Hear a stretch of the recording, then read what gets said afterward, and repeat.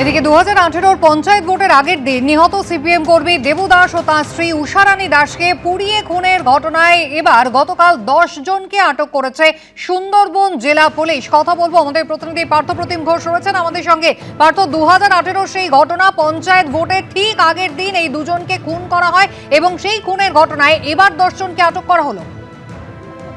দেখো, একেবারে ভোটের দিন ছিল, পঞ্চায়েত ভোটের দিন ছিল, 2018 সালের দিনটি ছিল মে মাসের 14ই মে, এবং সেদিন সকালবেলা একেবারে নৃশংসভাবে খুনের অভিযোগ ওঠে সিপিএম কর্মী দম্পতিকে।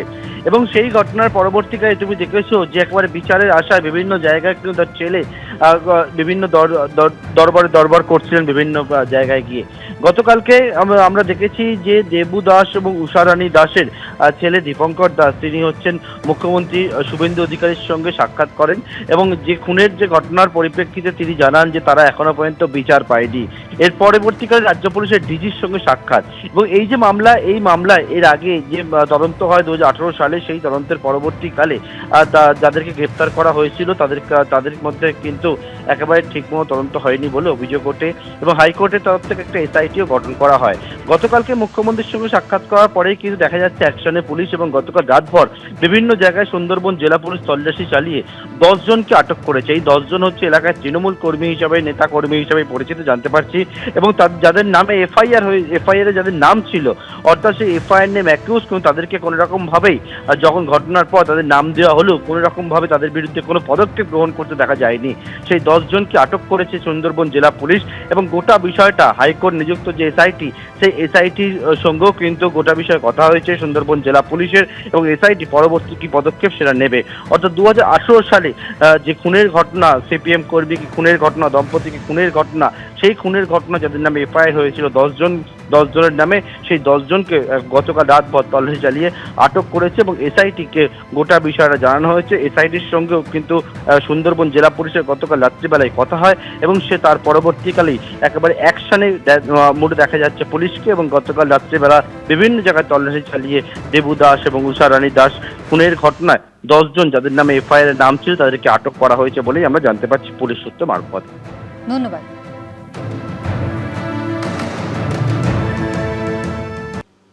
এদিকে বিধাননগরের প্রাক্তন চেয়ারম্যান সব্যসাচী দত্তের ঘনিষ্ঠ বলে পরিচিত তৃণমূল নেত্রীর বাড়ি এবং সল্টলেকের ব্যাংকের লকার থেকে উদ্ধার হলো মোট 6 কেজি সোনা এবং 1.5 কেজির কাছাকাছি রূপো।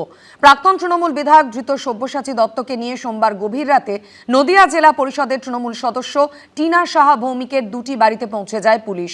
টিনা সাহা ভৌমিকের 2টি বাড়ি থেকে উদ্ধার হয়েছে প্রায় 3 কেজি 300 গ্রাম সোনা। কেজি কেজি সোনা, চোকার নেকলেস, পলা বাঁধানো, চুর, ব্রেসলেট, চুড়ি, বালা, কি নেই, একেবারে চোখ ধাঁধানো সোনার সম্ভার। বিধাননগরের প্রাক্তন চেয়ারম্যান সব্যসাচী দত্তের ঘনিষ্ঠ বলে পরিচিত তৃণমূল নেত্রীর বাড়ি ও সল্টলেকের ব্যাংকের লকার থেকে উদ্ধার হলো 6 কেজি সোনা ও 1.5 কেজির কাছাকাছি রূপো। প্রাক্তন তৃণমূল বিধায়ক ধৃত সব্যসাচী দত্তকে নিয়ে সোমবার গভীর রাতে নদিয়া জেলা পরিষদের তৃণমূল সদস্য টিনা সাহা ভৌমিকের 2টি বাড়িতে পৌঁছে যায় পুলিশ। টিনা সাহা ভৌমিক নদিয়া জেলা পরিষদের 2বারের তৃণমূল সদস্য। সব্যসাচী দত্তকে সঙ্গে নিয়ে তেহট্টের নাজিরপুরে টিনার শ্বশুরবাড়ি এবং কিশোরপুরে তার বাবার বাড়িতে তল্লাশি অভিযান চালায় পুলিশ। সব্যসাচী দত্তকে ইতিমধ্যে নিয়ে আসা হলো বিধাননগর নর্থ থানায়, এবং গতকালই তেহট্টে তাকে নিয়ে যাওয়া হয়েছিল, এবং সেখান থেকে প্রচুর পরিমাণে কিন্তু সোনা পাওয়া গিয়েছে। কি বলবেন, এত পরিমাণে সোনা পাওয়া গেছে? আমার কোনো সম্পর্কই নেই, কিসের জন্য আপনাকে নিয়ে যাওয়া নয়। পুলিশ সূত্রে খবর, 2টি বাড়ি থেকে প্রায় 3 কেজি 300 গ্রাম সোনা উদ্ধার হয়েছে, যার বাজার মূল্য প্রায় 4 কোটি 39 লক্ষ টাকা। সেই সোনা সব্যসাচী দত্তের কে নিয়ে গিয়ে তল্লাশি করে পাওয়া গেছে। আমরা দেখতে পাচ্ছি যে এই ব্যাগে করে নিয়ে আসা হচ্ছে পুলিশের তরফ থেকে, এবং এই যে পুলিশের তরফ থেকে ব্যাগে করে নিয়ে আসা হয়েছে। স্থানীয় সূত্রে খবর, তৃণমূল নেত্রী টিনা সাহা ভৌমিক দলে বরাবরই প্রভাবশালী। সব্যসাচী দত্তের সঙ্গে তার বরাবরের সুসম্পর্ক। টিনা সাহা ভৌমিকের আমন্ত্রণে তেহট্টের নানা অনুষ্ঠানে পৌঁছে যেতেন সব্যসাচী দত্ত। তদন্তকারী এসেছিল, মানে বলছেন যেগুলো দেখাতে সেগুলো পুরোটাই ভ্রান্ত মিথ্যা। হ্যাঁ, টিনা দি আপনার বড় মেয়ে। হ্যাঁ। পুলিশ সূত্রে দাবি, এরপর আবার সল্টলেকে ইউনিয়ন ব্যাংকের লকার থেকে সব্যসাচী দত্তের 3 কেজি সোনা ও 1.5 কেজির রূপোর হদিশ মিলেছে। তোলাবাজির অভিযোগের 2 দফায় সব্যসাচী দত্তের 14 দিনের পুলিশি হেফাজত শেষ হয় মঙ্গলবার।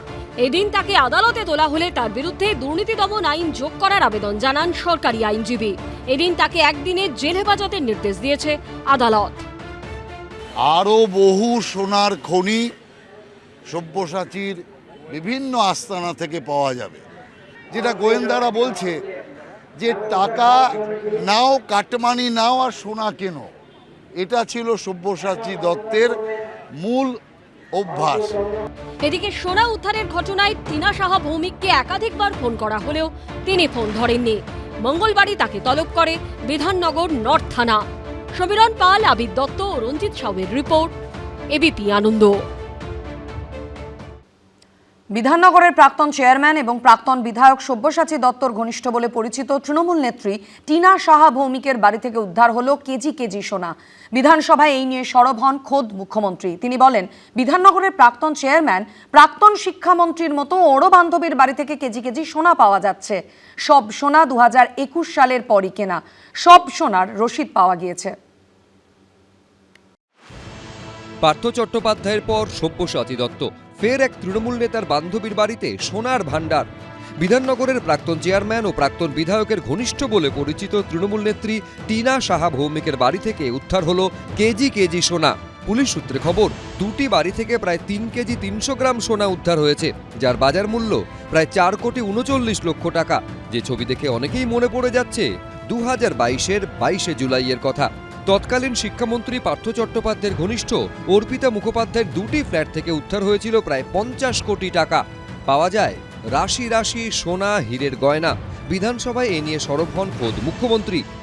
আজকে টিভিতে সকাল থেকে দেখাচ্ছে বিধাননগরের আপনাদের বড় নেতা, প্রাক্তন চেয়ারম্যান,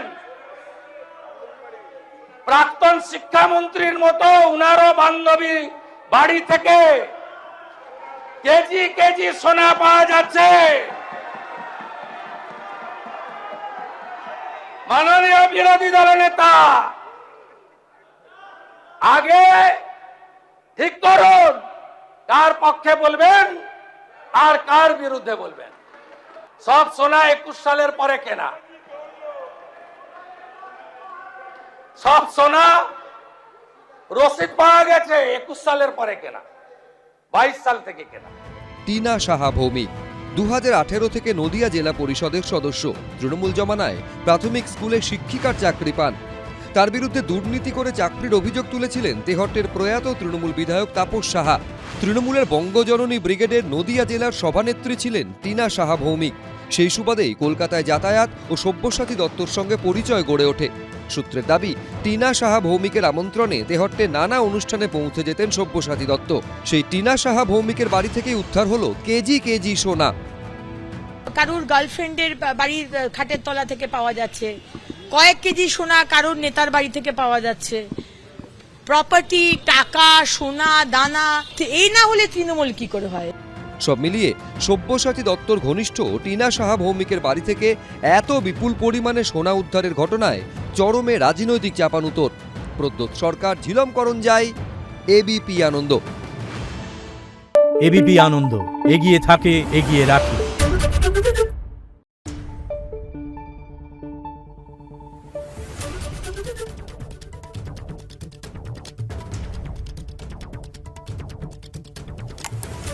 Thank you.